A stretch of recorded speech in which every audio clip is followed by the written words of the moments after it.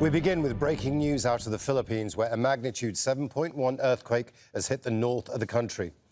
The epicenter appears to be the town of Dolores in the province of Abra. Tremors were felt far away in the capital city, Manila, which is more than 300 kilometers to the south, and train services have been stopped. The US Geological Survey says there is no threat of a tsunami. Now, Barnaby joins me now via Skype from Manila. Barnaby, what more do we know?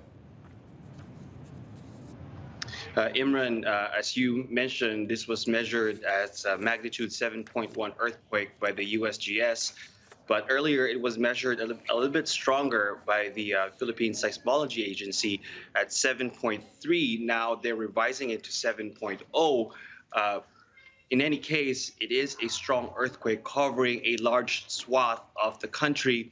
The epicenter is in the northern Philippines, but we are over 400 kilometers away from that, and we still felt the tremor. It was pretty strong, and it was also pretty long. I felt it for maybe about a minute, and the movement was in circles. Really, the depth at 25 kilometers. This is a shallow earthquake, a tectonic earthquake. There's no tsunami threat, as you have mentioned, but life has been disrupted temporarily in areas that have been affected by this earthquake. Obviously, schools and offices suspended in the northern Philippines.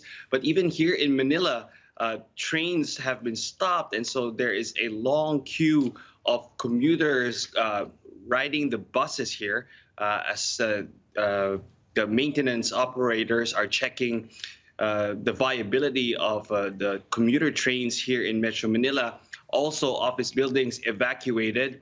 They're checking damages in these office buildings, both private and government office buildings. I've seen initial photos of the damages. There seems to be extensive damage in the northern Philippines. Abra is not a heavily populated, not heavily urbanized province, but there are neighboring provinces and cities that are heavily populated and heavily urbanized, and major roads have had cracks. At least one major road is now impassable due to a landslide, and I've seen homes that have partially collapsed. There was a bell tower, a church bell tower, that crumbled.